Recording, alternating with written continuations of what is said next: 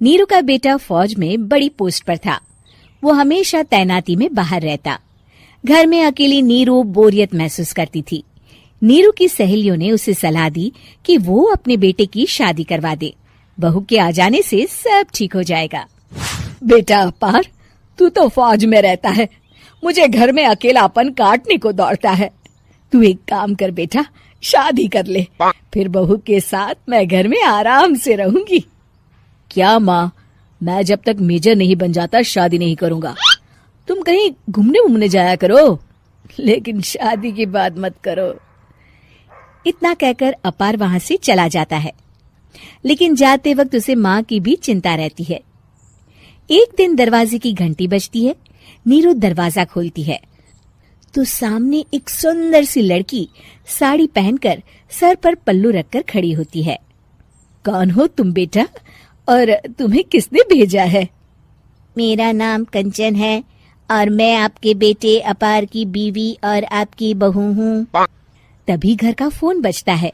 Neeru phone उठाती है तो अपार का फोन होता है। माँ, कंचन आ गई। वो आपकी बहू है माँ, और मैंने उससे शादी कर ली है। आप अकेली रहती है तो मैंने आपके लिए शादी कर ली माँ। अच्छा बेटा, बहू तो आ गई, बहुत सुंदर है। अब ना मैं आराम से घर में खुश रहूंगी। इतना कहकर नीरू जैसे ही कंचन की तरफ देखती है, वो उसके पैर छूती है। नीरू कंचन को आशीर्वाद देकर गले लगा लेती है। अगली सुबह नीरू सोकर उठती है तो अरे, सारा घर कितना चमक रहा है। इतनी सुबह घर का सारा काम किसने किया? तभी कंचन हाथ में स्वादिष्ट नाश्ता और चाय लेकर आती है और टिपॉय पर रखकर कंचन के पैर छूती है। बहू को देखकर नीरू काफी खुश हो जाती है। वो कंचन से कहती है, कंचन बेटा, आज मेरे घर में किटी पार्टी है, तुम मेरी सहेलियों के लिए कुछ अच्छा बना लेना। माँ, मुझे अच्छा बनाना नहीं आता, आप बता दीजिए, मैं बना दूंगी। अरे मैं भी तो नहीं जानती। ऐसा कर, शाम को इटालियन खाना, सी फूड और हाँ, चाइनीज खाना बना लेना, ठीक है? कंचन नीरू की बात सुनकर खुश हो जाती है। हाँ माँ, मैं तो ये सब बना सकती हूँ, आप चिंता ना करें। शाम को नीरू की सहेलियां आती हैं, जहाँ कंचन अकेले बनाए स्वादिष्ट खाना बनाकर खिलाती है। वो सारी सफाई कर सबको खुश कर देती है। कंचन अंदर किचन में जाती है कि तभी नीरू की सहेली बोल पड़ती है।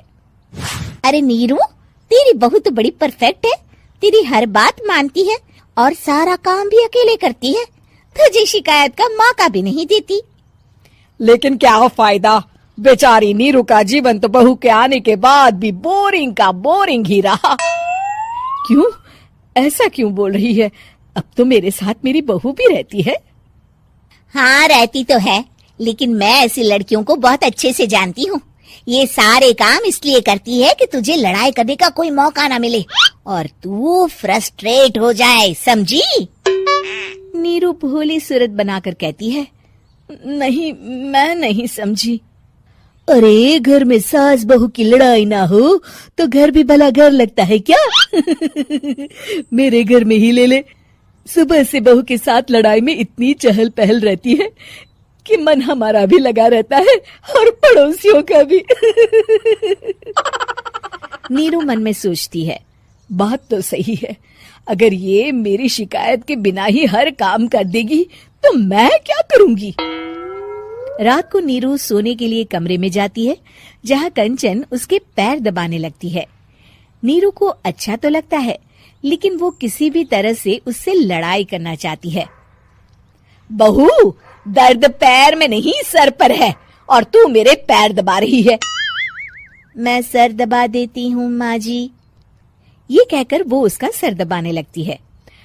तू एक काम कर, मेरे लिए बादाम वाला दूध ले आ, जा। कंचन जाकर सास के लिए दूध ले आती है। अब नीरू उसे जो कहती कंचन झट से कर देती। बहू, जरा छत से जाले निकाल दे। जी माँ जी। कंचन 5 मिनट में ही पूरे घर के जाले साफ कर देती है। नीरू तो देखती की देखती ही रह जाती है। कमाल है, ये तो हर काम कर रही है। तरस गई मैं तो इससे लड़ाई करने को। इतना कह के नीरू चली जाती है। नीरू को एक दिन कंचन पर इतना गुस्सा आता है कि वो सोच लेती है आज तो उससे लड़कर ही रहेगी। मौका देखकर नीरू कंचन को पैर से लंगड़ी देकर गिरा देती है, जिसके बाद जो होता है नीरू को विश्वास ही नहीं होता। जमीन में 2 भागों पर गिरी कंचन के सारे पुर्जे बिखर जाते हैं। स्प्रिंग और उसके अंदर से रंग बिरंगी लाइट जलने लगती है। तभी घर की घंटी बजती है। नीरू डरकर दरवाजा खोलती है तो सामने अपार खड़ा होता है। क्या हुआ माँ, तुम इतना डर क्यों गई? कंचन ने कुछ किया क्या? कुछ कहा क्या उसने? मैं अभी बताता हूँ। तभी अपार की नजर कंचन पर पड़ती है। अरे माँ, तूने ये क्या किया? कंचन को तोड़ दिया। तुम्हारी खुशी के लिए मैंने रॉबर्ट को तुम्हारी बहू बनाकर भेजा था, जिससे तुम्हारी हर इच्छा पूरी हो और तुम खुश रहो। माँ, ये तो इंसान थी भी नहीं, इससे तो गलती हो ही नहीं सकती थी। फिर आपने इसे क्यों तोड़ा? क्या गलती थी इसकी माँ? बेटा, इसकी सबसे बड़ी गलती ये थी कि ये इंसानों की तरह सास से लड़ाई नहीं करती थी। अपार माँ की बात सुनकर हैरान रह जाता है।